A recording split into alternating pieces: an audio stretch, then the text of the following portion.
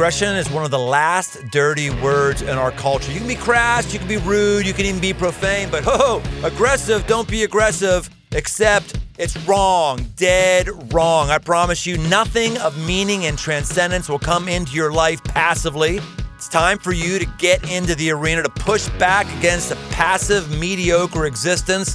I'm Brian Tome, and this is The Aggressive Life.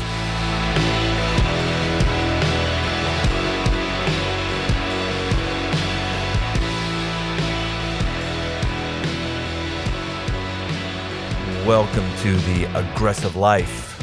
This is Brian Tome. It's great to be with you today. You know, one of the topics that often gets talked about and made fun of is having a positive attitude. Glass half full, seeing the possibilities, opportunistic thinker, potential upside. I mean, we have so many phrases like that, and I'm saying them in a very almost degrading tone, because I'm very tired of hearing all those phrases from the people who talk about them. But I got to be really clear right now, unless you have an upside thought pattern, unless you're seeing the glass half full, you'll never move. The reason why we make aggressive moves is because we believe our life is going to be better once we make the move. The reason we make the hard decisions that other people don't want to make is because we believe that decision is going to bring blessings to my life. The reason we change locations is we believe that new location is going to bring me more fulfillment in my life. I mean, the very reason to move with your life, the very reason to make an aggressive move with your life is because you want more for your life. You don't want life to stay the same. You want more for your life. And I think those of us who crack on positive thinking probably need to look at our life and find that we have positively stunted our potential. We need to take a quick inventory and say, okay, of all the times that we haven't moved because we wanted to be, quote unquote, a realist. I've never heard anybody say they were negative. Everyone who is negative always says that they're a realist, not an optimist. Okay, let's be realistic for a second. Realistically, your life is exactly the same as it was 5 years and you're going no place. That's realism right there. But I think that we really need a rigorous and vigorous discussion around what it means to be optimistic. Because if I don't believe that this thing that I don't want to do, and why am I not doing it right now? I'm not doing it right now because I don't want to do it. Everything that we're not doing right now, we're not doing because we don't want to do it. We say we want to lose weight, but no, we don't want to put the time in at the gym and not eat cheese curls every night. We don't want that. We say we want a better marriage, but no, we really don't want it because we don't want to pay for counseling. We don't want somebody to sit and look at us in a counselor's office and tell us the problem is us. So we really want it, but we don't want it. The reason why we don't have other things is because we're not doing the things that we don't want to do. You only do that if you have an aggressive attitude, an aggressive mindset, and you'll only do that if you think it's going to work. You have to believe it's going to work, and there's upside potential. Today, we're going to talk with somebody who is an upside potential guru. We're going to sit down with Liz Bohannon. She's the founder of Sseko Designs. It's an ethical fashion brand that works to educate and empower women. In 4 years, it's grown from 3 women making sandals under a mango tree to an international brand that provides employment, educational opportunities, and entrepreneurial training to women in East Africa more than you can count. But that's just the start of the story. In addition to running an international fashion business, Liz also travels heavily to speak at conferences. She lives in Portland, Oregon with her husband, Ben, and her son, Theo. Liz Bohannon, welcome to The Aggressive Life. Oh, thank you so much for being here. I feel the need, just in case my children at some point ever hear this podcast, to say that I actually have 2 sons now. My bio must not be updated. I have a 3-year-old named Theo and a 1-year-old named Will. Will, Everything else was correct. we have not forgotten about you, Will. Will, I love you are important, Will, and valued by God. You matter, Will. You matter to God, Will. No question. Well, and your mother, just for the record. Especially your mother. Well, this is a hallmark day in the Aggressive Life podcast. Up to this point, we have been interacting with people mainly right around my hometown where I live in Cincinnati. And this marks the first time we're interacting with someone all the way across the great US of A in Portland. Liz Bohannon, you are the first big-time outside of Cincinnati person. How do you feel about it? Wow. Well, I didn't realize that. So it's such an honor. Excited to be here with you today. Well, let's go right to the first thing that I am most interested. Well, not most. I'm interested in very many things, but this has been something I've been wanting to ask somebody for a long time, and you're the first person who I get to ask. Shark Tank. You were on Shark Tank. What is the real deal of what goes on behind the scenes at Shark Tank? Tell us the story. Oh, man, it was such a trip. The real deal, it takes forever. It's, probably for us was probably a 2-year from the date I sent in a cold pitch on the website. Literally, we didn't even go to an audition. I have an hour on my calendar every week that's called my wow time, where I sit and I just kind of think about if I couldn't get rejected, if money was no issue, if resources, if people, what would we do? What's the best case scenario? And in one of my wow sessions, I was like, we would get in front of 6 million people and wouldn't have to pay anything for it. How do you do that? Shark Tank. And so submitted a form online. Didn't think that much about it and didn't hear anything back. Totally forgot about it for probably 6 months when they reached out. And then it was another 18 months until actually filming.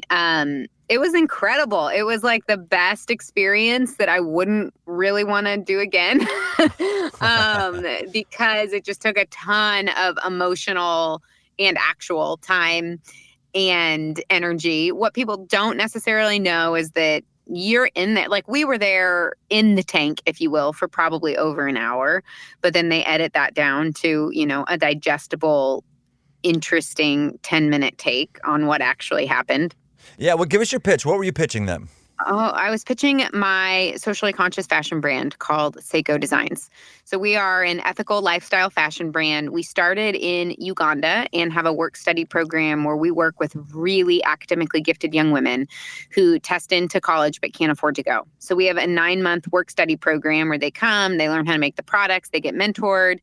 50% of their salary goes into a savings account that they can't access until they go into university. And at that point, we match their savings with a university scholarship. And so we own a company in Uganda where we make beautiful leather sandals and handbags and accessories.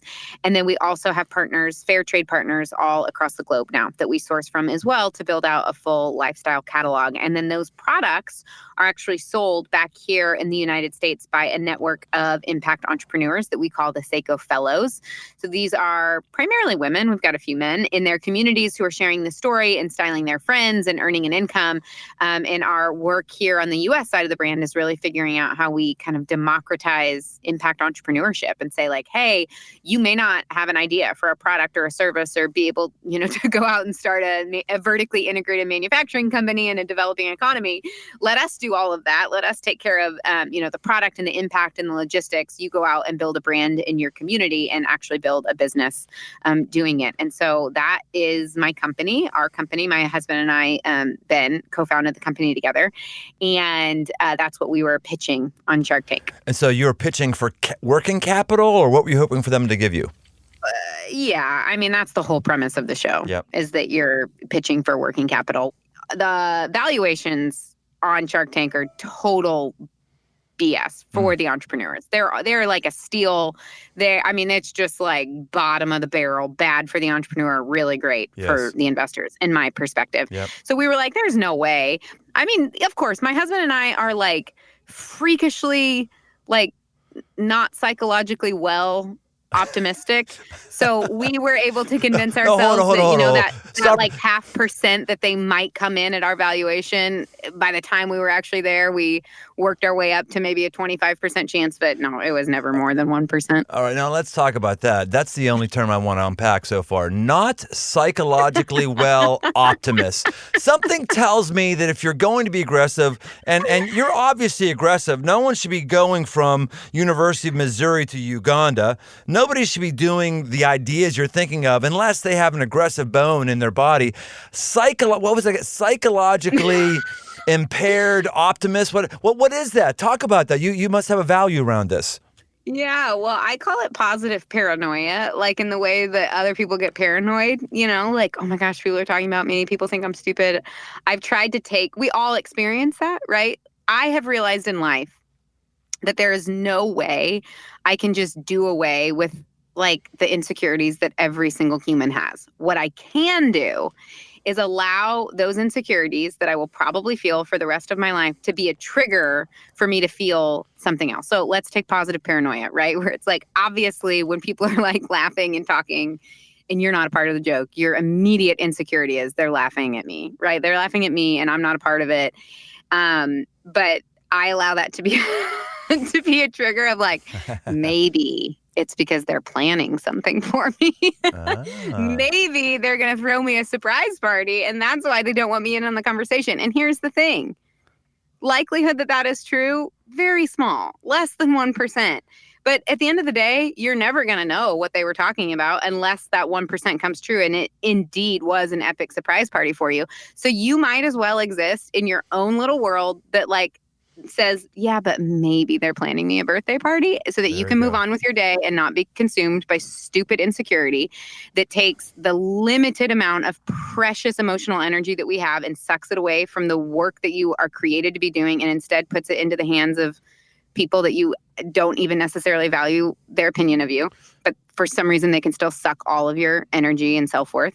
That is a conscious decision to kind of let these everyday, everybody feels them insecurities to trick me into a belief that at the end of the day, I know is probably not true, but it feels better to believe that than the alternative. So why not? You bring up a great point that we haven't discussed, and that is if you're going to have a value of moving and making aggressive moves, concurrent with that, there has to be a sense that it's going to work out. I mean, you don't make an aggressive move if you're going, I don't really think this is going to work out, but I'm going to do it anyway. You have to have a belief that the glass is half full. You have to believe that what you're doing is going to actually make something happen.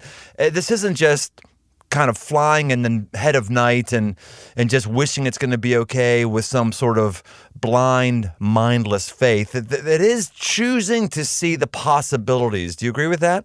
100%. I have never met a successful entrepreneur who doesn't have that. And I will say, I don't think you're born into the world with it. I think some people might be.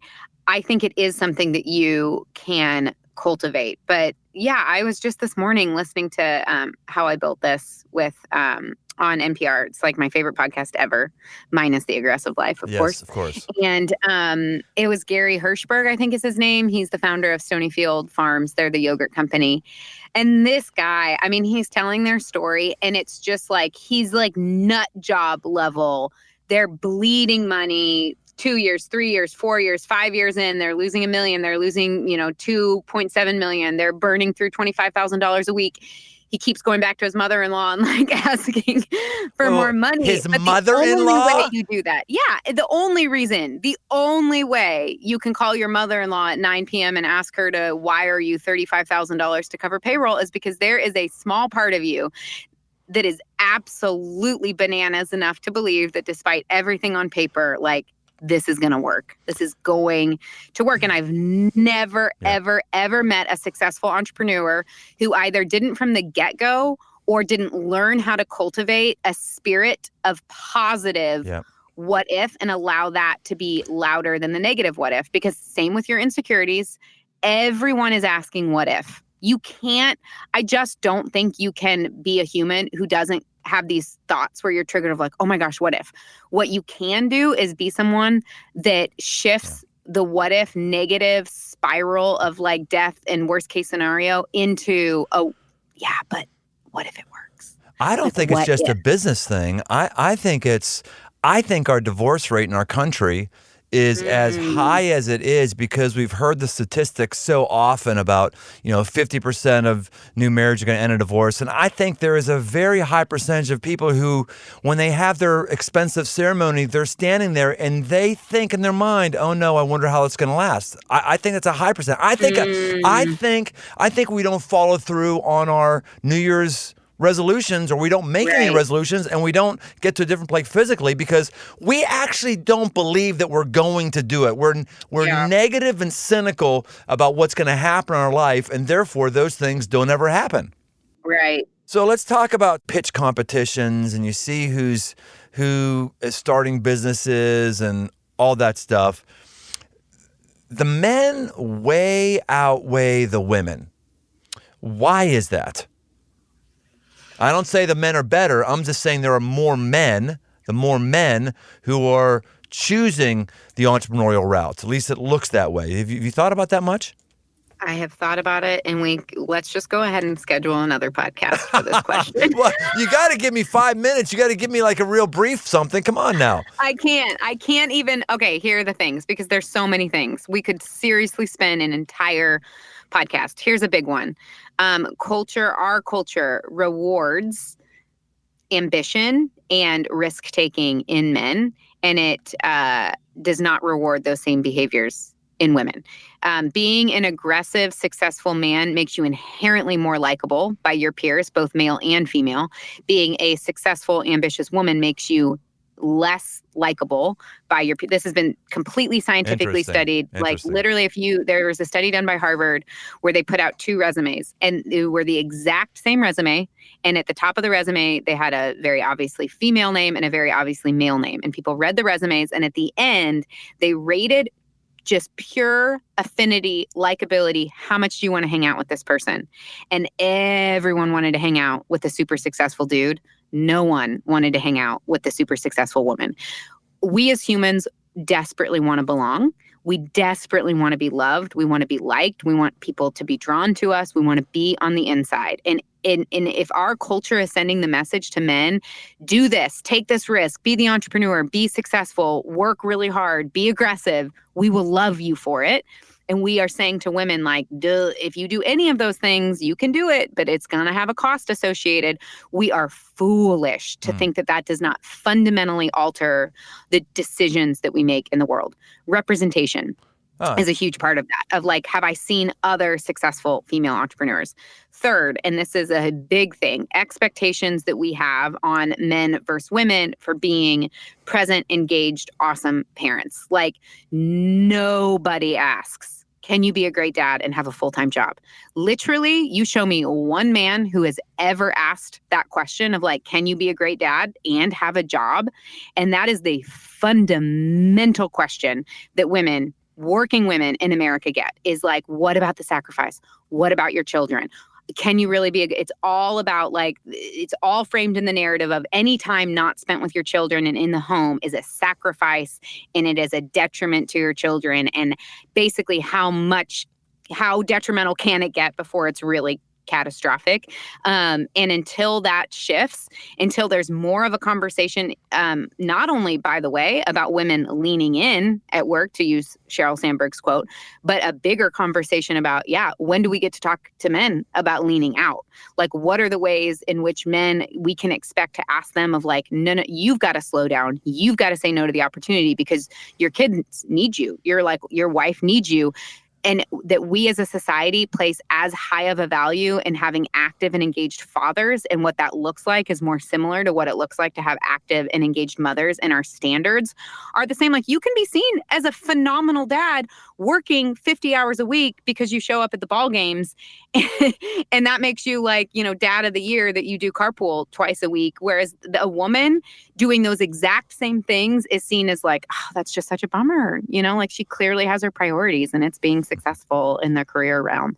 And that's a super toxic narrative, I think. And again, I'm saying raising my kids and being a mother is hands down 1,000 billion times more important to me than being a successful entrepreneur. It is literally just not even a question. If the sky parted and tomorrow someone was like, you give it all up, everything that you've learned, everything that you've earned, all just like to be a mom or to not, like just stupid how easy that question would be. I would pick my kids every day of the week.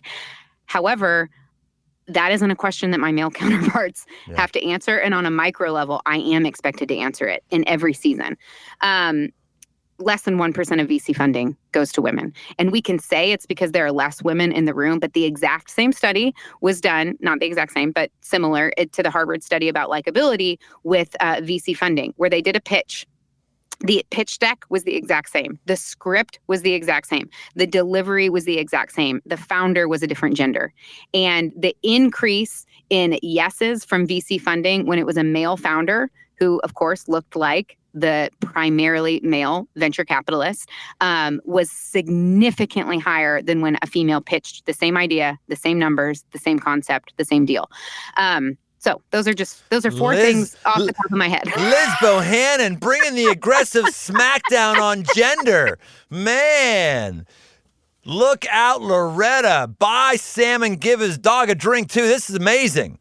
That's good stuff. I had never thought about before the truth that if I as a man am going to be rewarded for being aggressive, then if I'm 50-50 on something, I'm going to tip that way.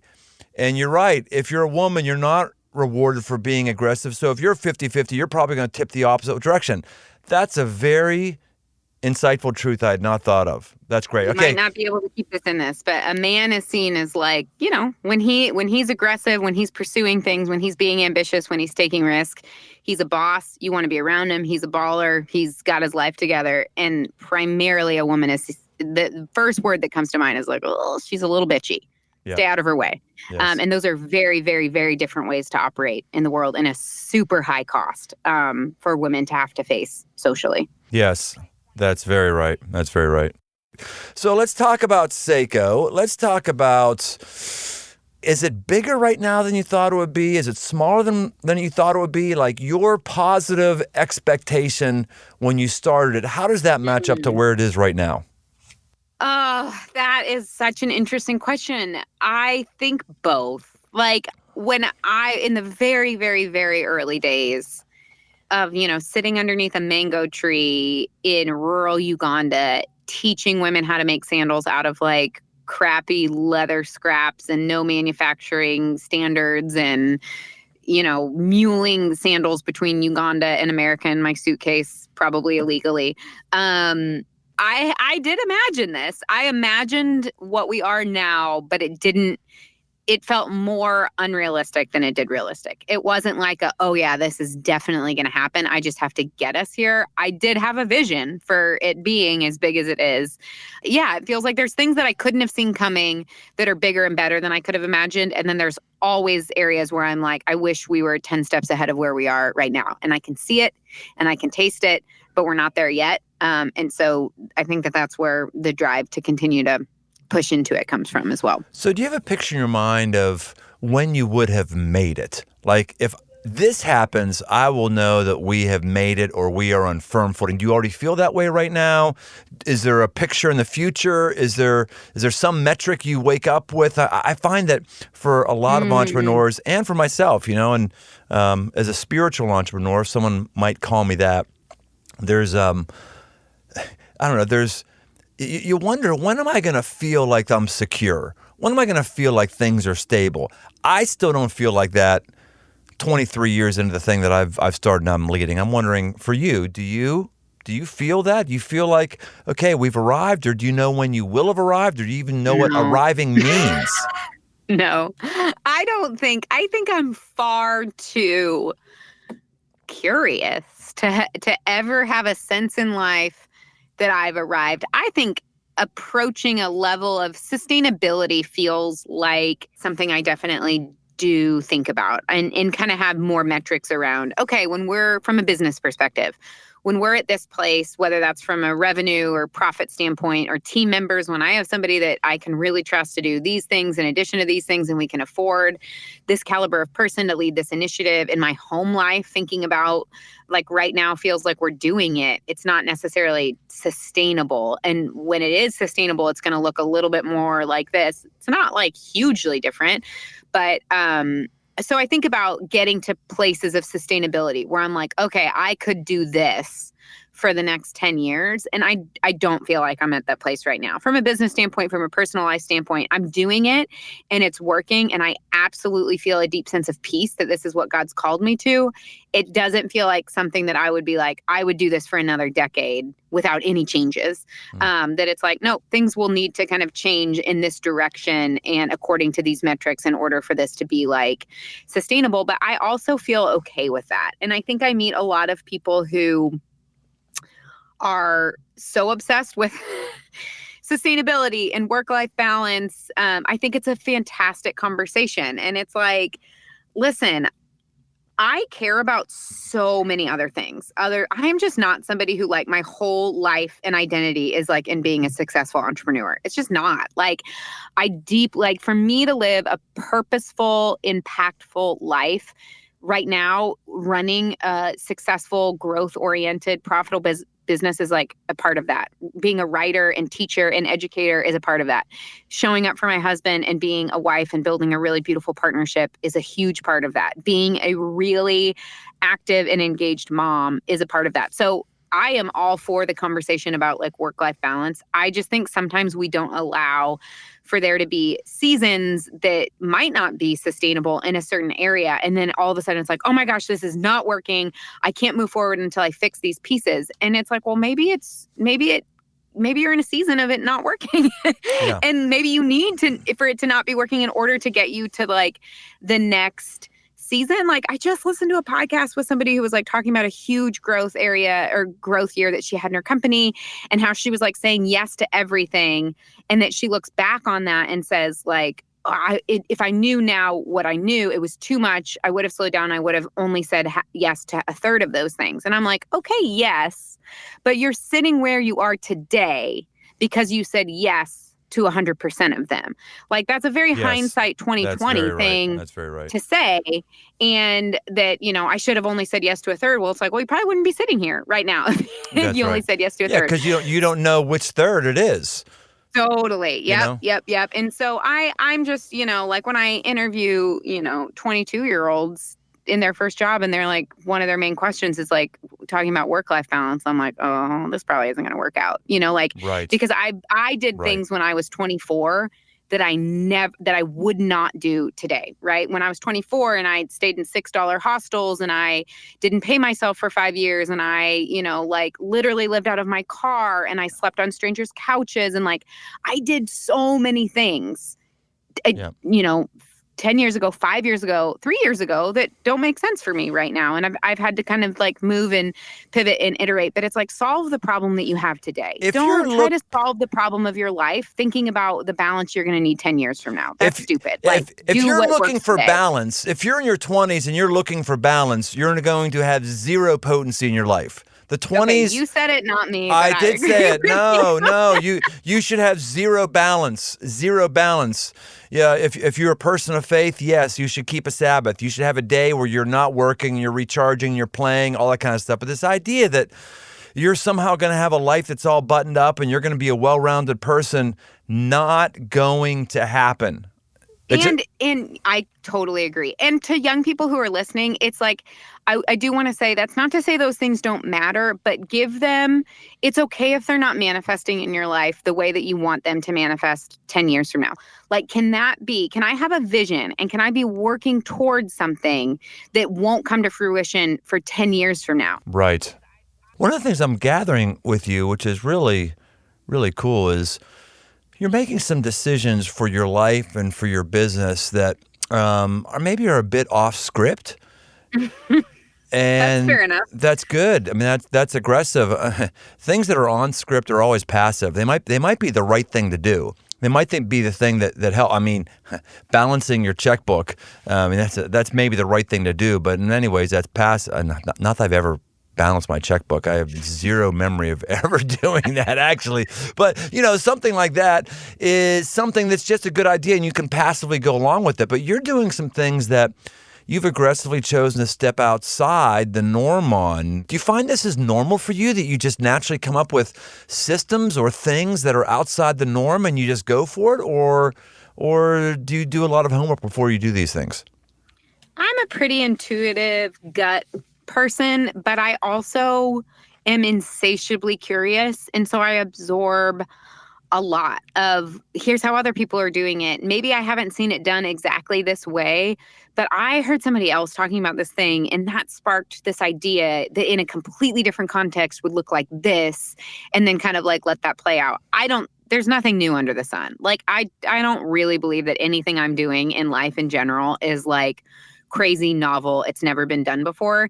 It might just be piecing things together in a way that is different. And I think that is frankly just a result of being really like curious and interested and asking questions, and how do you do life, and how do you think about this thing, and taking what I love, leaving behind what I don't, fusing it with something else from another way of thinking that feels like it fits better, whatever the need is. But I wouldn't say that I just like wake up in the morning with these like ideas. It's more so of kind of an amalgamation of just being really curious, and I think being willing to put things together, even though maybe traditionally they haven't gone together, and at least having a spirit of saying like, well, let's try. Like, what's the worst that could happen? Is there an aggressive move you've made that has cost you, whether it was the right thing or it was a mistake? These questions I always have a really hard time answering, because like, if cost means financial loss, 100%. So many it would be boring to even talk about them, right? Like, my whole life is just like a series of like probably wrong decisions with like, oh, we could have made more money. That deal would have probably gone through.